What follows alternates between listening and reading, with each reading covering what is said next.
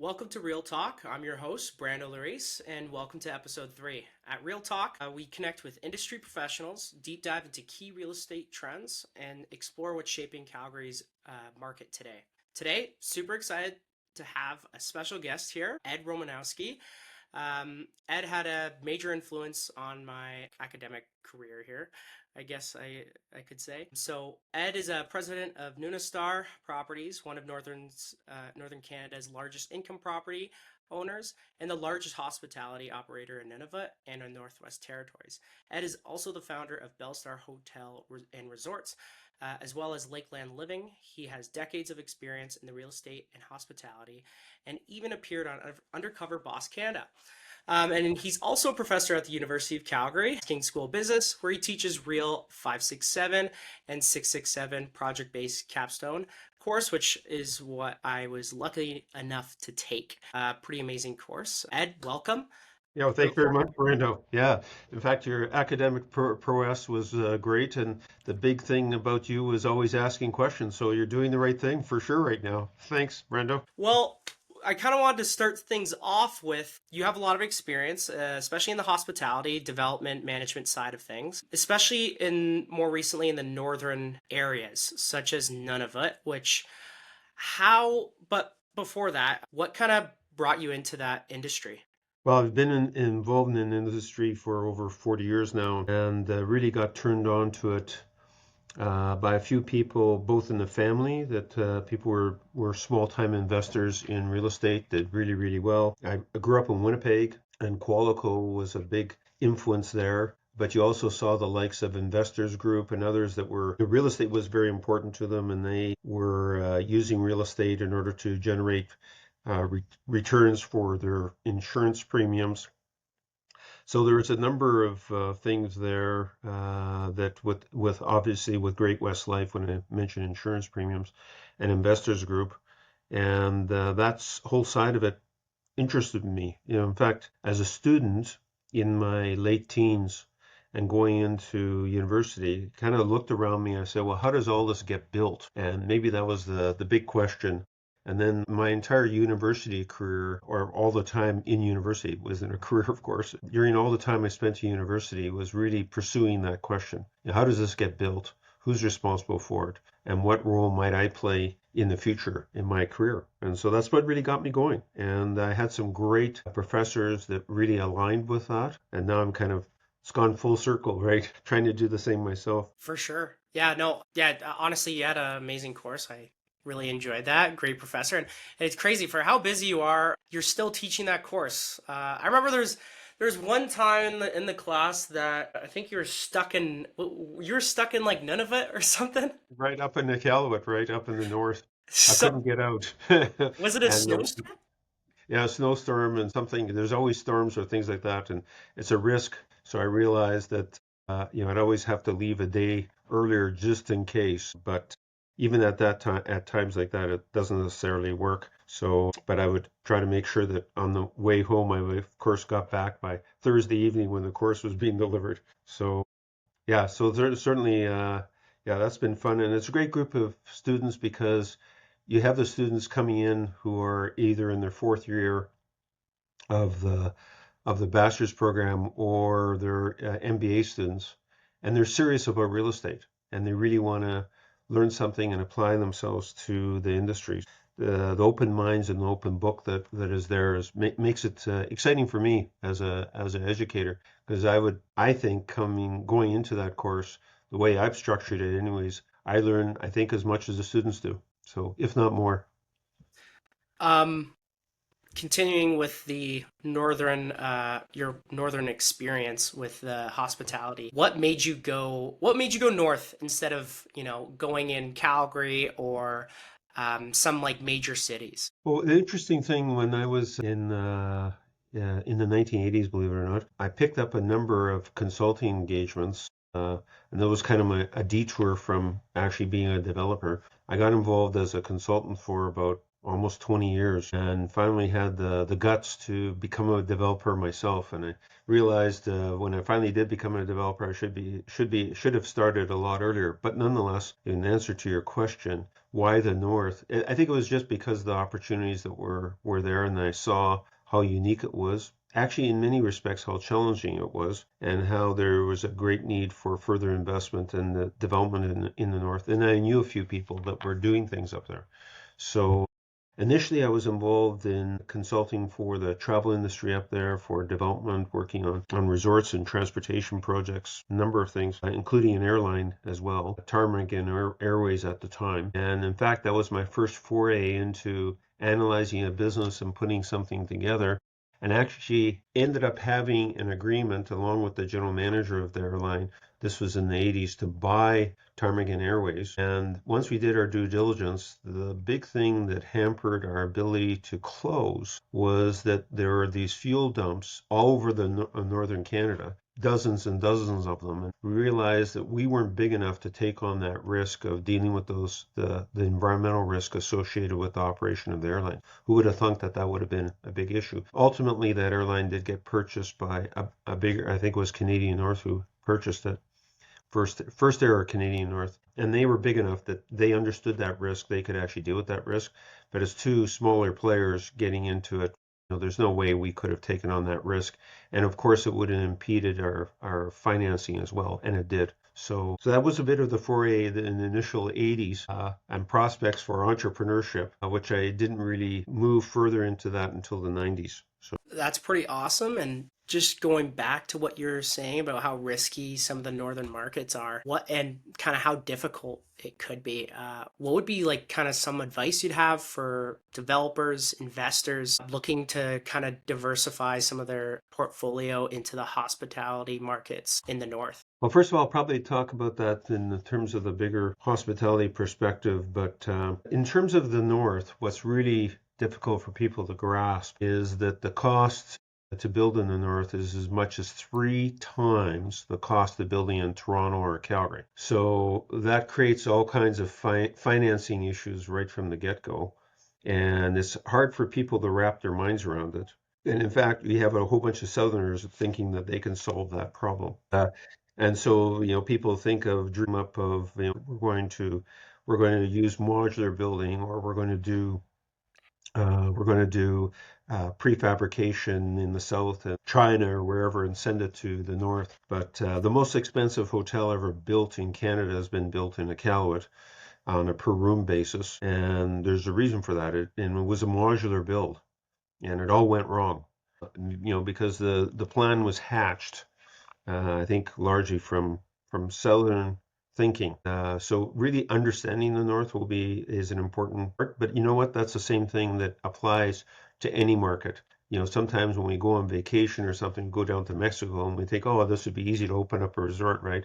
We really don't understand all the factors that drive that. And similarly, I mean, some of my naivety when I first established Bellstar Hotels and Resorts in the early 2000s. Thank God I was somewhat naive. The good thing about entrepreneurs is you have this big vision and you don't know a lot about all the risk factors. And then you kind of have to dive in order to learn that, and you hope you survive.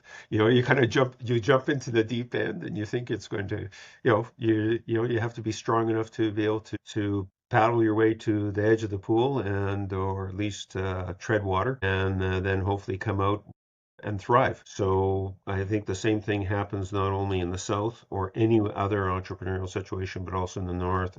As soon as you learn all the different parameters and what can be done and what can't be done, then you're better off.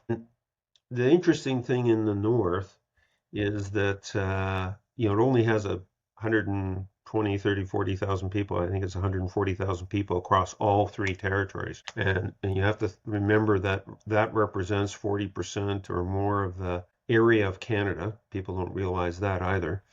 And as a result of that, there's so many challenges up there, and you don't have a lot of people to deal with, and you have a lot of bureaucracy at all levels, municipal, territorial, and federal levels, wanting to help, right? And so the amount of bureaucracy, in many respects, is much more prevalent than it is in the South. So we think it's as bad as it is in the South. I'll give you my opinions later on in terms of solving the housing crisis, but certainly that is the understanding that and understanding the politics And then when you think about the cultural aspects as well, that need to be dealt with, and then how we are people working in other people's land. And it's a bit like building in Nunavut, especially, is a bit like building on an Indian reserve or basically a First Nations property. Still called Indian reserves when you look at them on the map. But, there's certainly the same issues exist and many others. But there's a strong people. Inuit are just have a different way of thinking about things. You need to understand that. And we're people coming into their land. So we need to be sensitive to that and working within their framework. So that I think is no different than say, I built a lodge in Waterton Lakes National Park. Well, going into a national park to build something is also a very different thinking, a different culture, a different way of approaching things. And so similarly, if you go into Calgary or Edmonton or Vancouver Island or any environment, I think it's all incumbent upon all of us to be sensitive to what is the local culture, what are the issues, what are the opportunities. And that's the fun part of real estate, is that we can truly modify and come up with solutions that are very personal to the places where we're developing and where we're operating. And that does make it fun. I think those challenges make it fun. So when I built resorts, like say in southern BC in conjunction with the Soyuz Indian Band, is another great example of one of the most entrepreneurial bands in Canada. We built now a resort that is one of the top rated resorts in the world. And in fact, that resort, Spirit Ridge, was ranked number 6 in Canada Wow. uh, on the world list published by Travel and Leisure magazine. So there you go. It Yeah. can, and what does it take? And it really boils back down to people and understanding the situation that you're working in. And I often say, you probably heard me say that in class many times, how real estate is really about the people and the situation that you're working in, and how important it is to, not much could happen with real estate, and it can't really be all that successful without people being involved. Not only as the clients, of course, but also the people that manage it. Management is an important part of the success of real estate in its development, in its maintenance, and in its operation. Thank you. No, I agree. I love a lot of the different aspects of when you're doing real estate. A lot of the challenges, like just kind of like the big problem solving part of that, and even no matter how much you plan and prepare, problems still come across during any of the phases of the development. So I definitely do love that. And when you were talking about some of the module building and how it went a little bit wrong for one of your projects, if you don't mind going in a little bit deeper into that, was it like wood frame prefab, or how was that? Well, fortunately, it wasn't one of our projects because we probably, of course, would never, I don't think, make that kind of mistake. So it wasn't one of our projects. Okay. It was somebody else's in Iqaluit, thank God. Yeah. And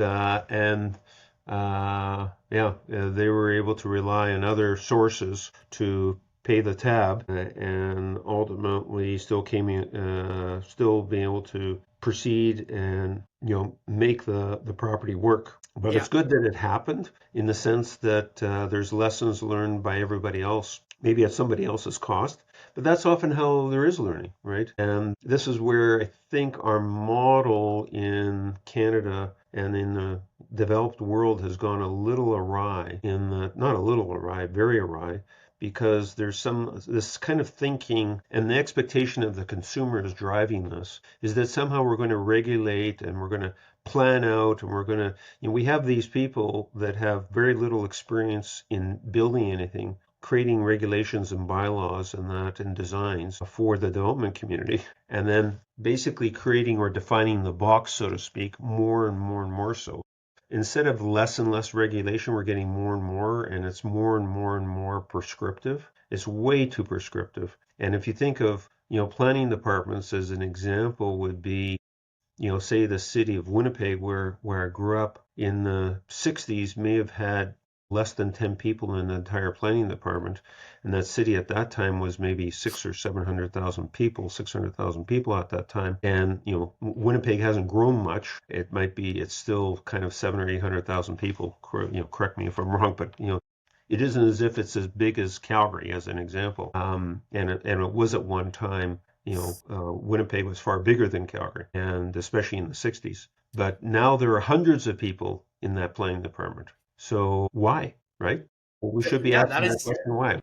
Why all these people involved in planning and development? It isn't just the planning department, but all the planning and development. So why is there so much regulation? Why is there so much red tape? And I don't think we're asking enough about those questions. And so whenever I see a new land use bylaw, it doesn't become thinner, it becomes thicker. Whenever I see a new general municipal plan, again, it becomes more and more detailed, more and more prescriptive. They're often done by people. It's a bit like in Iqaluit, some southern architect came up with some concept that said, well, just so that structures stay warm, what we do is we won't have any windows on structures. So there's literally schools with no windows. Does that make any sense to anybody? Yeah.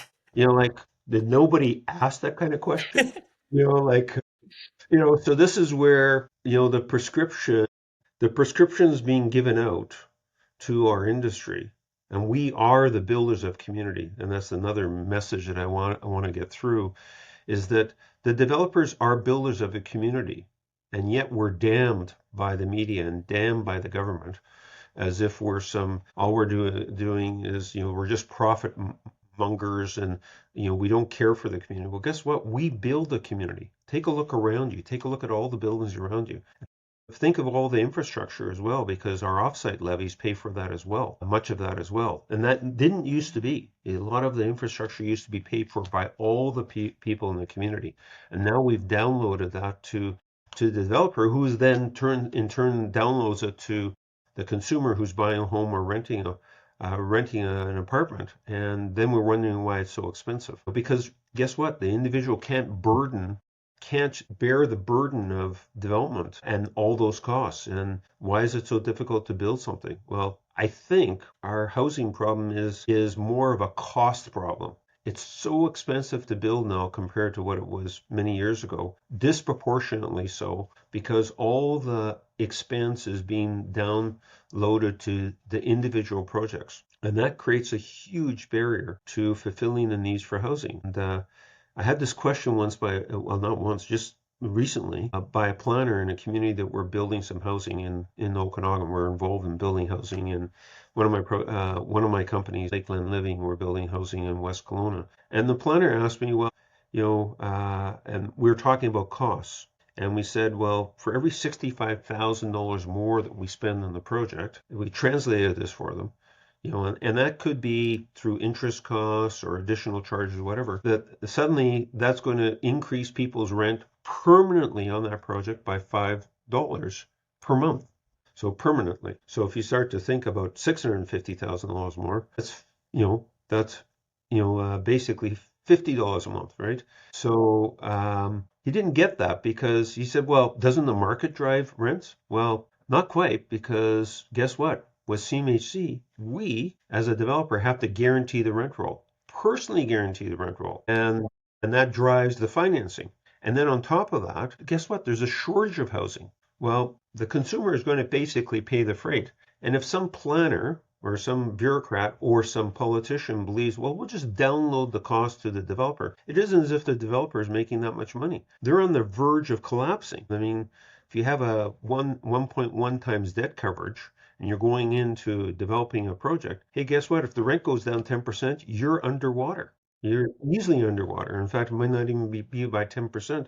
So these are the types of, we have an uneducated populace. We have, we're thought of as being bad people as developers. And I think we, including your generation, we have a responsibility to educate the broader public and try to change that image, because we are not the dastardly people that we're made out to be and the enemies of the community. In fact, we build the community. We are the builders of community, and we're the ones who put it all together. And if we weren't around, the communities, most of what you see around you would not be built. And for some reason, people just don't get that concept. And who's at fault? We are. I am, in terms of that. But it presents a lot of think of the bigger marketing opportunities that presented for some of the students and going forward.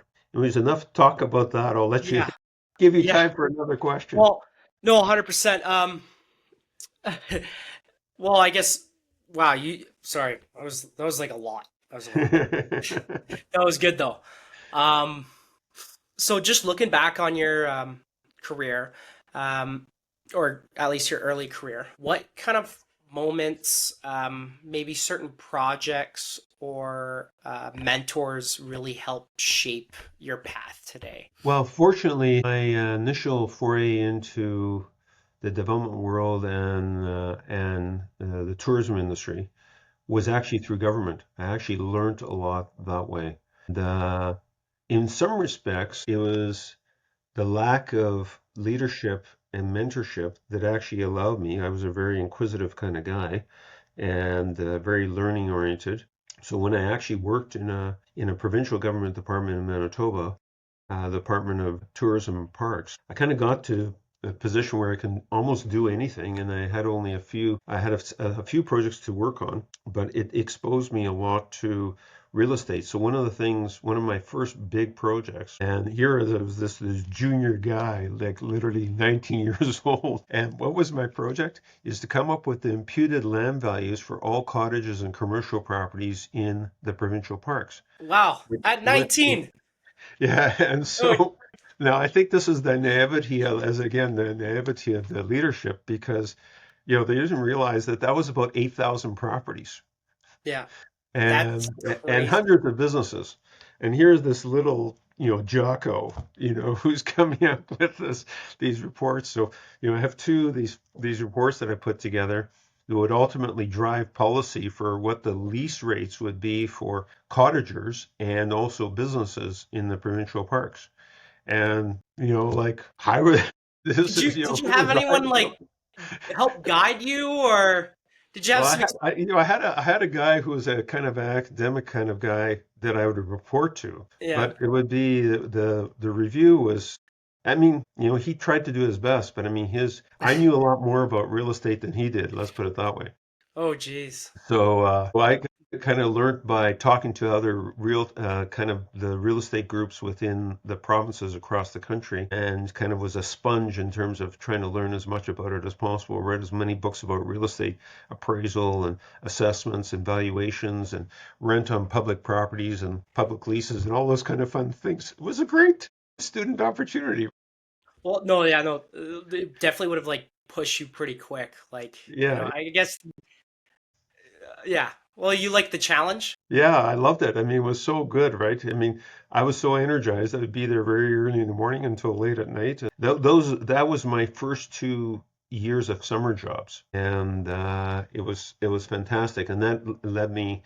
And then I went into planning school at the University of Manitoba, which is part of an architecture faculty there. And my focus then was on kind of both, commercial development and primarily on recreational and tourist type properties. But also that work gave me a huge background in finance, which to this day, as you well know, is one of my passions. So, because I wouldn't have gotten that bent in the university, and then I convinced the dean of the Faculty of Architecture that I wouldn't get much in the way of real estate finance education at the University of Manitoba, and that a course that was available at the University of Wisconsin-Madison in finance should be a course that I was able to take because I was able to go do it on a block week basis and allowed me to go. In fact, the university actually paid for it, paid for the course itself. I had to pay for all my other expenses, and I was able to convince the dean to also credit it towards my master's degree. So, but that's That's how I really really cool. got into the finance side of Yeah. business and got exposure to a lot of people in real estate development and finance that I wouldn't have gotten at the University of Manitoba. So I got a good design background, a good planning background, good policy background, but it was my work in these other finance areas, both in my summer job and then also at the University of Wisconsin, that really got me going. And then later on in my career, I actually became a partner in an accounting firm, which is now called Grant Thornton, and I was the managing partner across Canada in charge of the real estate and hospitality consulting portfolio with offices across Canada, and of course had most of that work had a strong financial component to it, in terms of market and financial feasibility. You're saying you're doing you're doing some real estate consulting Yeah, so I for a did bit? real estate consulting from the primarily from the late 80s into the 90s, and kind of my career in that area ended in the late 90s. So largely because I finally realized that I wanted to just build real estate. And my first major project was Waterton Lakes National Park, the lodge right in the center of town. Couldn't have picked an easier project. And that was the first project I built, and we opened that in 1997 or 1996, pardon me. So, Well, that would have been a pretty good experience though, doing that, because you're always thrown with all kinds of problems, different companies, different it's definitely fairly diverse doing that, right? yeah, trial by fire, man. Yeah. And then we had the Natural Resources Conservation Board, which was really interesting. So there was a public hearing because it was a project in the national park, and surprise, surprise, I think is a big surprise to everybody. Is it was interesting that yes, there were all the different environmental groups and that made submissions and things like that, but the most prominent position, which influenced the decision by the Natural Resources Conservation Board, or whatever the federal entity. I'm trying to remember the federal entity's name right now. But what was interesting is the decision had nothing to do with the general environment. It had to do with the built environment. So the story goes, and I'll give you the 30-second version, Yeah. is that is the site used to be the old outdoor pool site in the center of town in Waterton Lakes National Park in the town site. Okay. And there used to be an outdoor pool there, and along with a structure that was the change facility. And so what happened is through a lot of the communities in the area, Lethbridge and Cardston, teachers facilitated, and I think it came from concerns by some of the kids initially, but the elementary school kids wrote hundreds of letters during the request for submissions complaining that they would lose their pool if Waterton Lakes Lodge was built. Oh, So, and we had planned the pool as part of the complex, and we were actually going to make it an indoor pool, and we actually had planned for public access. So, believe it or not, and I'm sure we should actually research this to see if it was actually the case, but I think there would be the one time that this he made a decision that had nothing to do with the general environment, the sustainability, and that, because the decree was that we should build a bigger pool and ensure that there's public access. And this is an environmental review for that's the development of that's Waterton pretty Lakes funny. Lodge. Like, holy smokes, right? Like, who would have thunk that that would be the biggest issue? And so that was the only thing we had to address. So we did make the pool a little bit bigger, and we did facilitate more school access, and we actually built a hostel as part of this building as well. And in addition to the 81 units of a very unique and kind of environmentally driven lodge. So it was kind of interesting. That's a pretty cool story. Kind of interesting too, like when you say that, I guess the hundreds of kids or whatever it was, kind of reaching out to you, just how much, if a development is happening near you, how much like people's voices can help or change a potential project. Right. Yeah. And in fact, when you think about it, we think of it environment as being only about the environment. It is the environment from a socioeconomic point of view, right? And so clearly their needs are just as important as the needs from a pure environmental perspective as well. So it is supposed to be assessed as part of a environmental impact assessment. And clearly the needs of these kids became very, very important. I'm actually really impressed that honestly those kids did that, because I like they're because I don't think anyone even my age does that. Like I just Yeah, yeah. It was great. It was great. So I'm So gonna move over to you founded Bellstar Hotels and Resorts, which grew into a pretty big and recognizable name in the Western Canada hospitality scene. What kind of inspired that vision to kind of start like just create that company? And I know too that when you're in that Undercover Boss episode, that was at the company you were working at the time. And before you say anything, you used a really good analogy in that episode, saying it was like running a marathon. Starting companies like running a marathon. It starts off pretty quick, and then all of a sudden, it gets a little bit hard, but kind of once you break that little obstacle or little barrier there, then you're kind of home free. Don't mind just kind of explaining a little bit of that. yeah. Well, I drew that analogy because I used to be a marathon runner, Yeah. So I'm a has-been now. Part of running the marathon and long distance racing was a big part of my late teens and early 20s. But and I think was part of my drive that it really gave discipline. So I encourage students to continue on with all these other things apart from their education, and how stressing the importance of those things that balance your life. Just a little sidebar on that. I think it's very, very important. But I think the whole thing about anything is you have the euphoria of starting a new business, and then you start to hit all the barriers. And as educated people, when I talk to the students, this is what you're doing. You're trying to develop your ideas and your background and your resources to know that you have something to fall back on to help you analyze and look at the options in dealing with various problems. And that's what education is for. Teach you to think and to address things. Because filling your minds with just knowledge doesn't mean much. It's about your ability to really think of many of these problems. And that's in Bellstar, that's what it took. It took a lot of thinking about where we were going and the vision, and that there's often changes as a result of that. But we grew from just a few resorts to when we started in 2003 to 14 at our peak. And then we kind of reset and went to a much smaller company with the most profitable operations, because we realized that just size didn't generate necessarily more profit. In many respects, it really consumed a lot of our resources, which was our people, and on trying to solve problems that we just couldn't solve. So that's really a part of building that business. And when you're coming to those challenges, the 21st mile in the marathon, where you kind of hit the wall, you've got to be able to get over that wall. And then you have to rely on others to help you do that. You can't do it by yourself necessarily. For sure. 100%.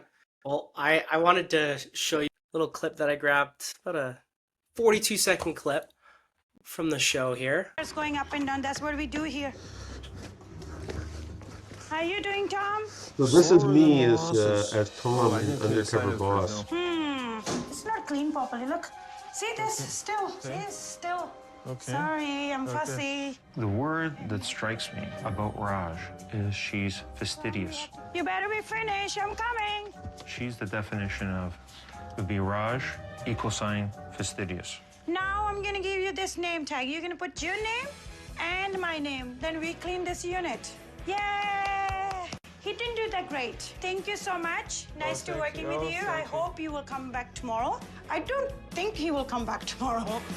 Yeah, I think a bit of an explanation for the audience is in order here. Undercover Boss, you do actually are going in undercover, and like most reality shows, believe it or not, if you think they're unscripted, well, they are unscripted, but the plot is actually determined well in advance. So anybody who thinks differently kind of is somewhat naive. But in the reality show here, I was basically going undercover, and people didn't know who I was.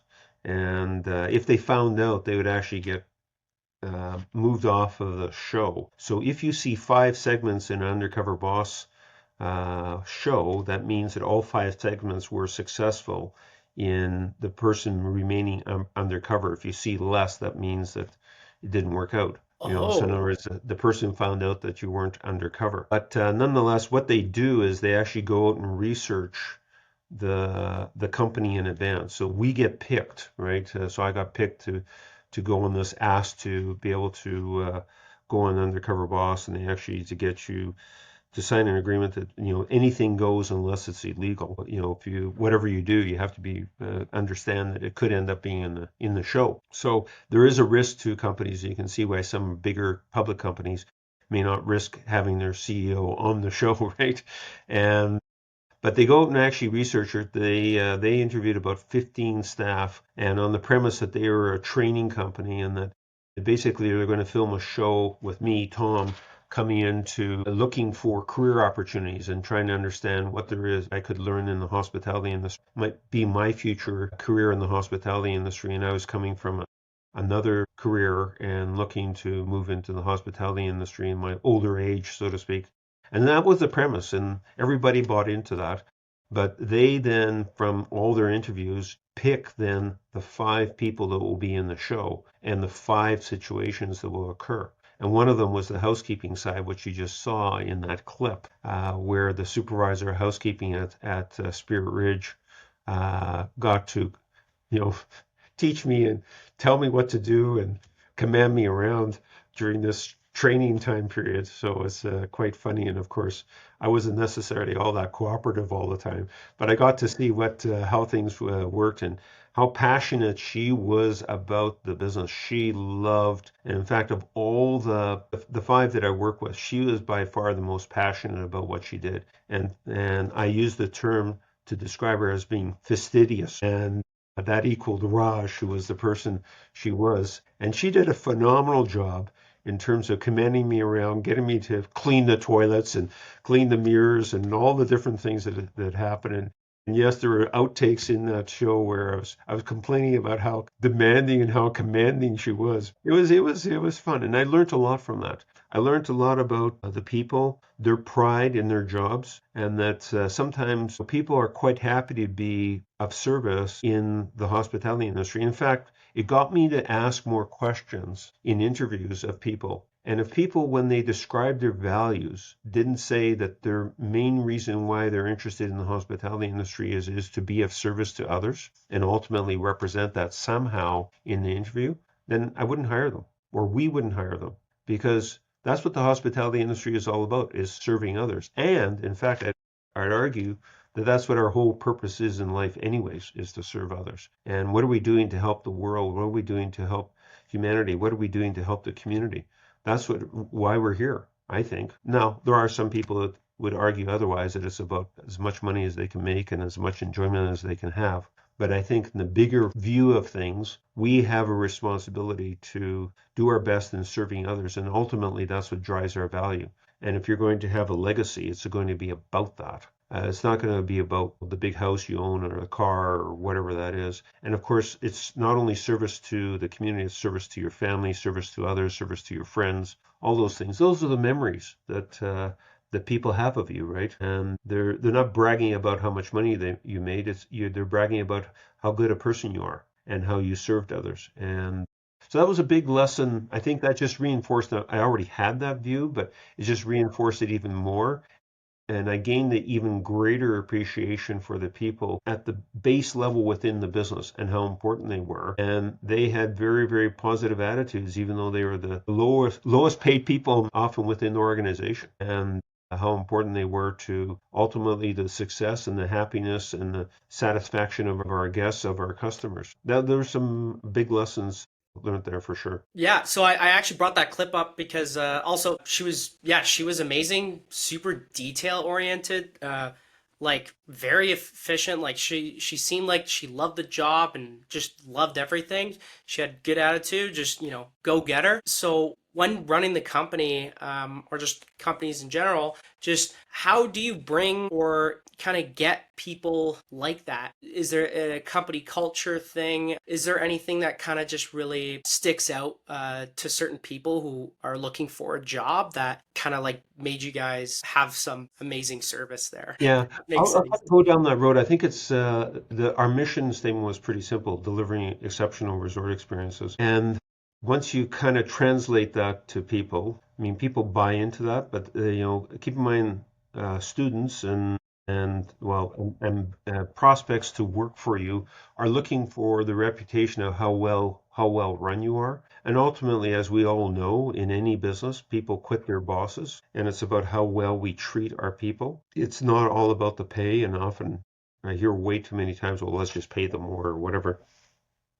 That ain't it. It's about how well we treat our people, how well we manage them, because we all know as business people, when coming out of a business school, is just paying people whatever they want or trying to be the leader in how much you pay somebody is usually a recipe for disaster. Is not going to be a successful business. And it's a good, if you hear that as being the solution in your company, then maybe you need to look at the culture of your company and how did that idea actually grow? Because if it's come to that, it's probably too late. In other words, the company will ultimately probably fail, because if the only solution is to pay your employees more, I mean, kind of think about it in terms of the current strike for teachers and things like that. When, if you think about it, paying the teachers more won't solve the crisis of how many kids are in a classroom, right? The real solution there is to build more schools and hire more teachers. So yes, teachers need to be paid more. There needs to be some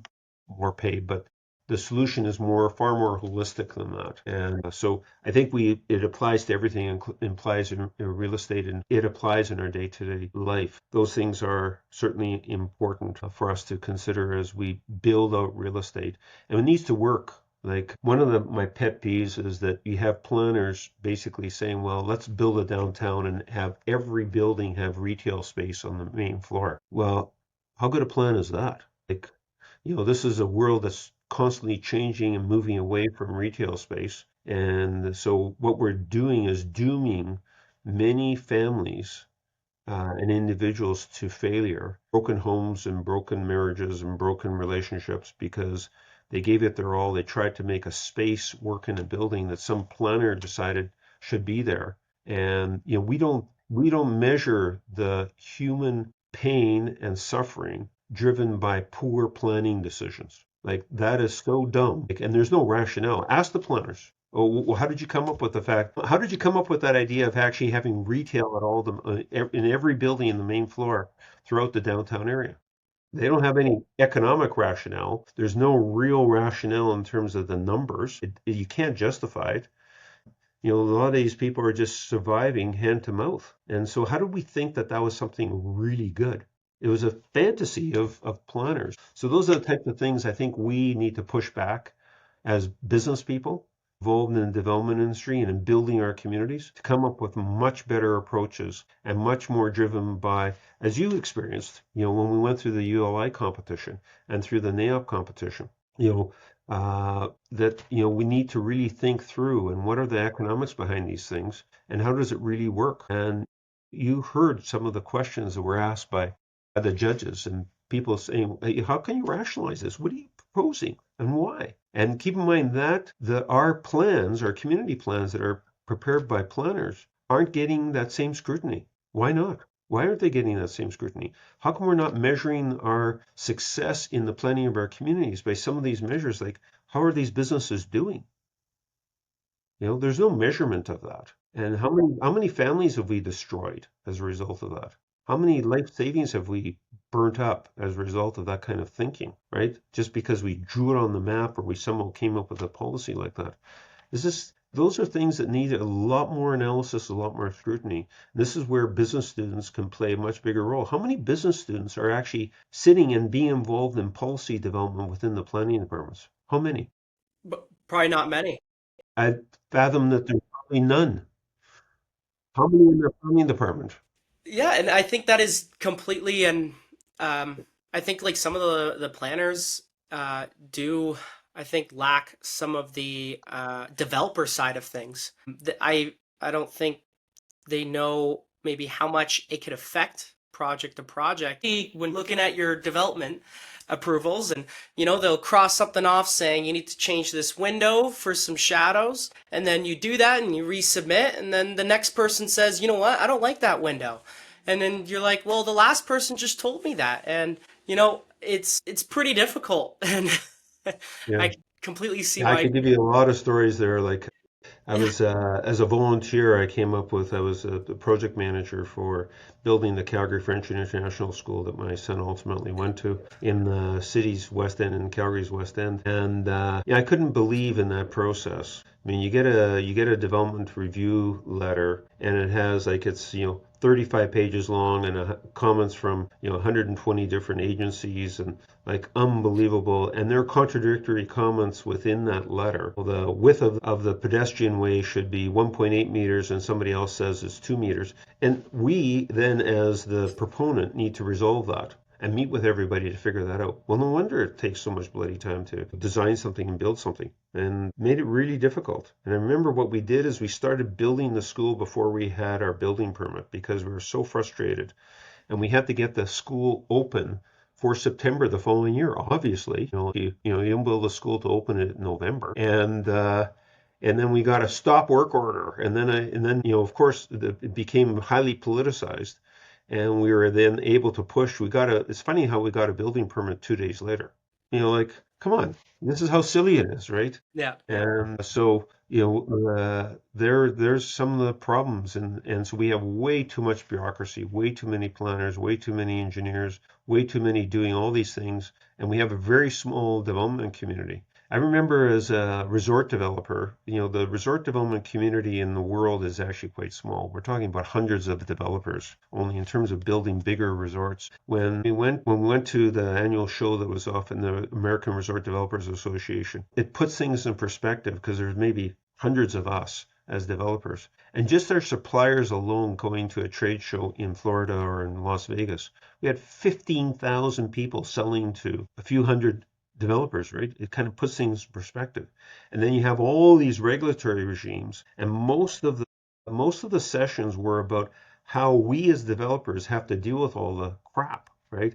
How do we work around the regulation? How do we work around securities? How do we work around financing? How do we work? A lot of it is what are the workarounds? Like, what adjustments do we need to make as a result of the regulatory and planning regimes and their thinking?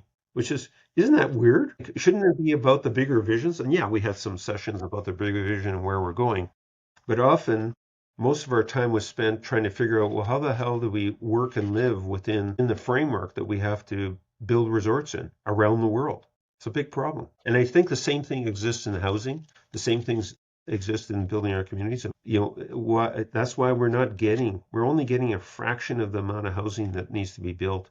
And especially at the affordability level, is very, very challenging. And Jaden Tate and others that are doing their best to address that. And I really admire those guys. They're great people, and they're doing their best, but still the regulatory regime, and Jaden would say the same thing, is still out of sync with the reality of what has to be done and what has to be addressed in order to move forward on meeting the housing needs of the larger community. I've heard my fair share from Jaden. We had when I was in my other course.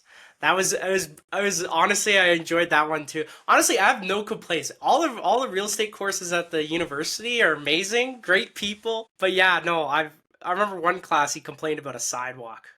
When he went hard on a sidewalk because I think the city wanted more right of way, wanted him to make a bigger sidewalk.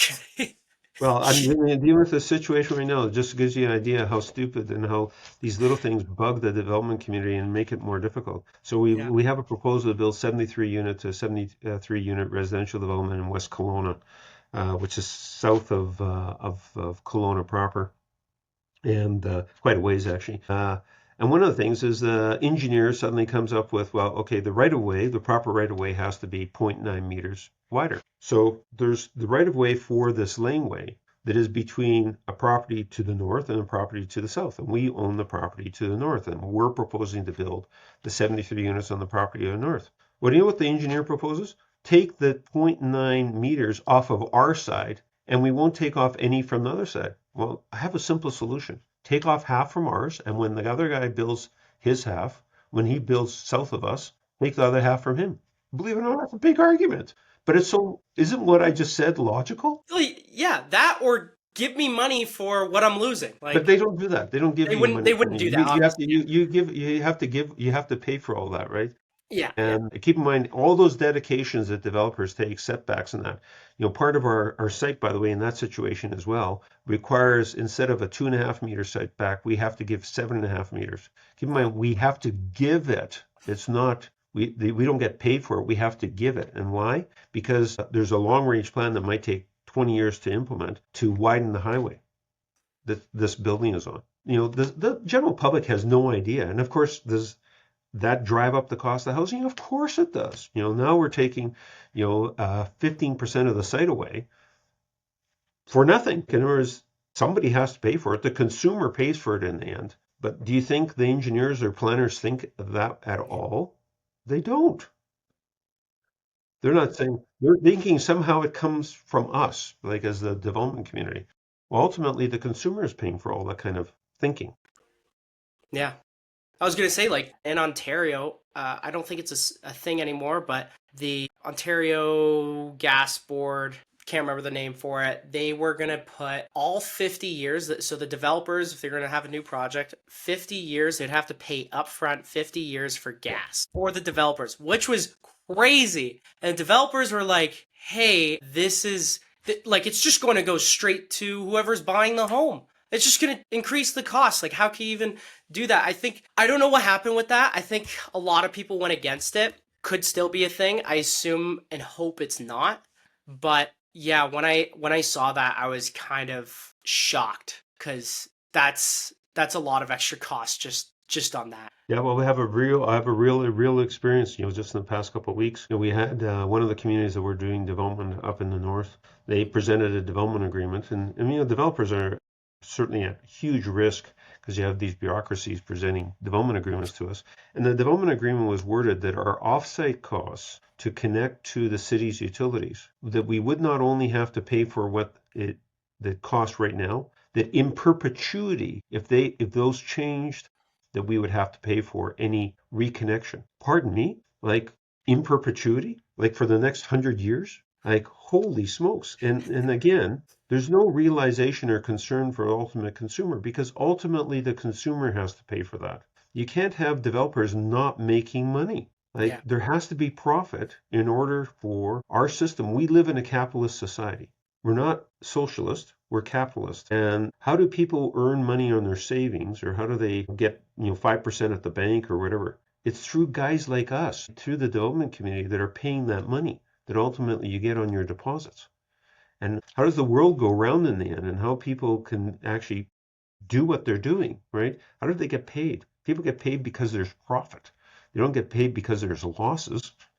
Well, yeah, if there was losses, the project wouldn't end up Yeah. going through, right? So Yeah. So operationally as well, right? I mean, so yeah, as you can see how it does need a rethink, and I think we need to take the responsibility for us not being good communicators of what our role is within the larger society. And it's a bit like the petroleum industry and the challenges that they have in trying to explain their role in the larger community and how important energy and oil and gas is to almost everything that's being done. Think of all the things we're touching. Everything around me right now has an oil and gas component to it. These computers have a huge amount of resources in them, and the amount of power going into this podcast.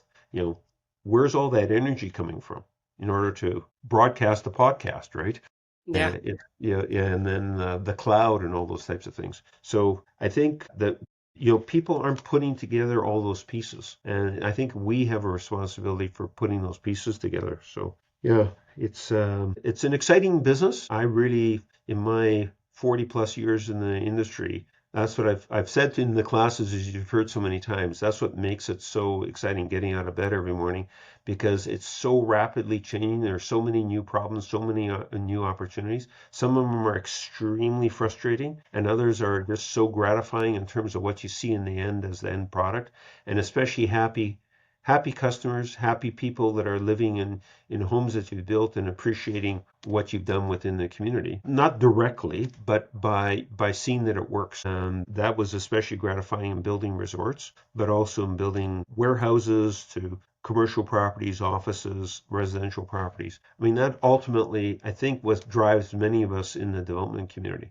And you can see that happen, and it's amazing because of all the pieces that come together in terms of strategy, marketing, human resources, financing, all the different elements that we as in real estate need to know a bit about. And then also the opportunities, the career opportunities. One of the other things that I emphasize amongst many, many things is the opportunities for many students to broaden your thinking, to go well beyond what you think are your comfort zone, and make sure you get involved in groups such as NAOP and ULI. If you're not involved in those things, you're really doing a disservice to yourself, because you're not getting a good perspective about what the opportunities are in the industry. It's so much broader. It's a bit like, I'll use an analogy in the hospitality industry. When students go into hospitality training, they're just thinking of the frontline jobs.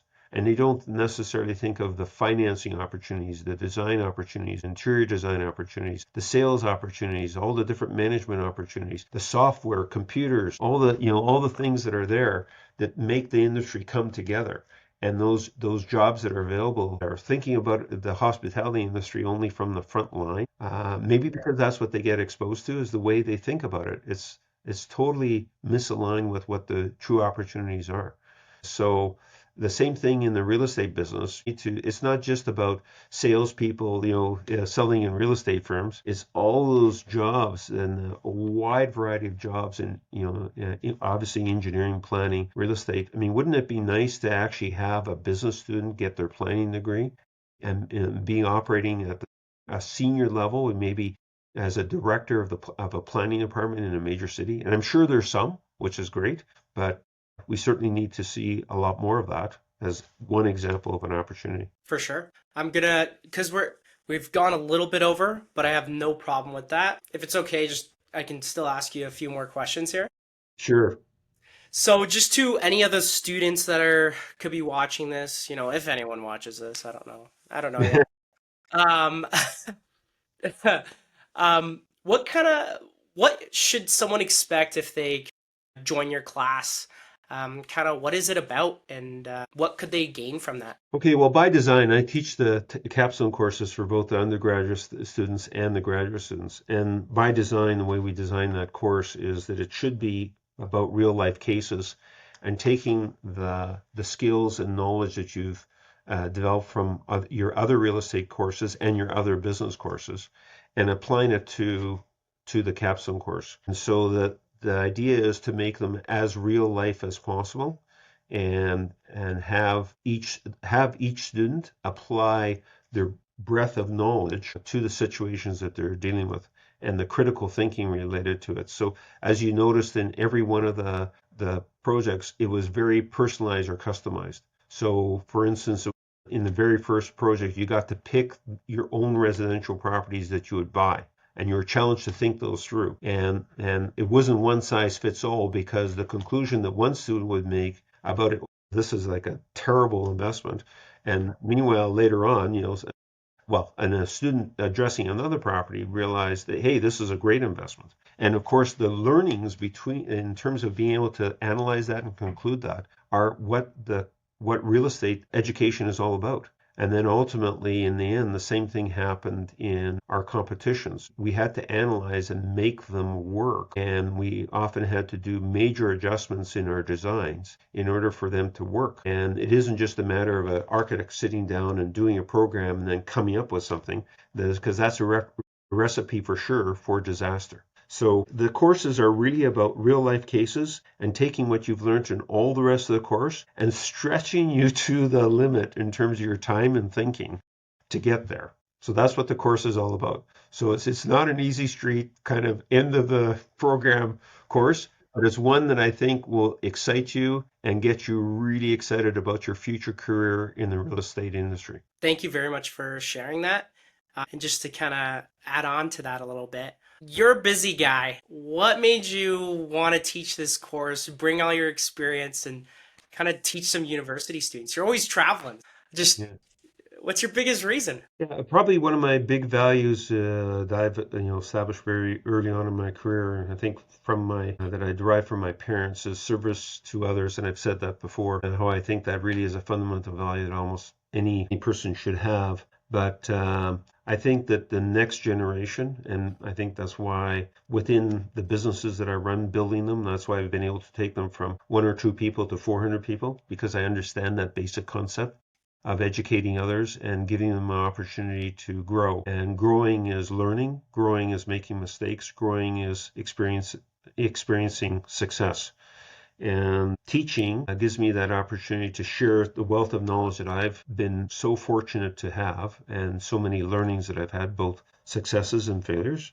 And I think sharing that with the next generation of people in the real estate industry is one of the greatest legacies that can ever be had. And that's what's meaningful. Not so much a legacy of me, but the legacy that will exist as a result of the successes of what the students bring to the community in terms of real estate development. That's awesome. What kind of legacy do you want to leave behind with your company your students and all? That we did well in terms of what we built, and that people will long forget the individuals behind it. They will see the real estate and experience and live in it. And the greatest legacy is then doing a good job of creating community spaces, community real estate. And then the same thing for the students. Hopefully, the students that come through the courses, that they realize how important the next generation is as well. And I want them to be great leaders and to make sure that as they're leading organizations, that they're teaching the students, the people that are working for them,